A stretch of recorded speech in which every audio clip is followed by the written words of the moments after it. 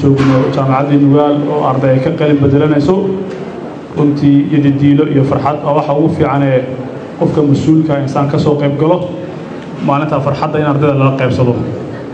inta kadib ardayda u ducaynayna ilaahay cilmiga ay barteen ha ku anfaco mira dhalan Allah uga dhigo dal iyo deegaan ayaa sugayay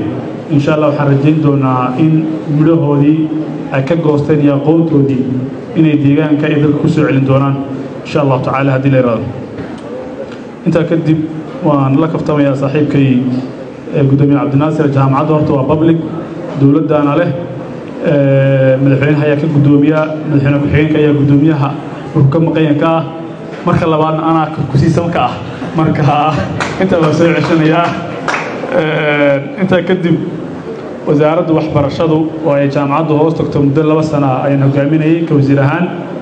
runtii deegaanku waxa laga dagaalamay waxbarashada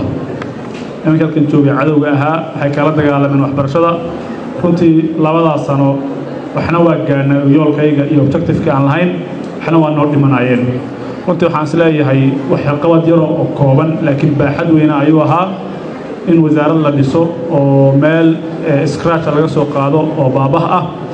in imtixaankii nationalka ee qaranka 2 sano isku xigta la qabto in imtixaankii standard 8 ka ahaa oo dawladda markaa jirtay SSC Khaatumo ay diyaarisay isna 2 sano la qabto dhaqaaluhu dawladda bixinayay runtii mashaariic dhismaa ugu weyn mashruuci GPE-ga ahaa oo ilaa gobolada Sanaag iyo Sool iyo Tagdheer ba gaaray oo xadaanooyin iyo qolol iyo dayactir lagu sameeyay in ugu yaraan 200 oo arday scholarship la siiyay runtii waxa ina jiray deegaanadan xuquuqda ka maqnaa waxa ka mid ah scholarship-yada hadda dufacadii u dambeeyay Masar baa ilaa 2-3 jeer la aaday Azerbaijan baa la aaday Ethiopia la aaday oo wasaaraddu ay dirtay runtii ana ku dirnay dadka aqoontooda imtixaan baan gelinay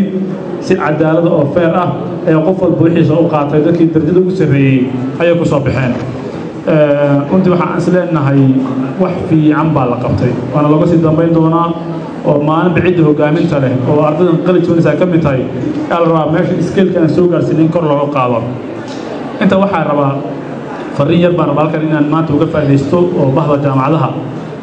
dawladda waqooyi bare la wadaago insha Allah tacaala waxaan rabnaa waxbarashadu tay u baahan tahay waxa jirta wasaaradda waxbarashadu waxay hoos tagtaa wasaaradda waxbarashada federaal wixii shuruuca iyo nidaama runtii muddo hadda 3 sano 4 sano waxa la dhaqan gelinaya waxbarashada in la tayeeyo oo year foundation yearka la abuuro ardaygu wuxuu ku qalin jabay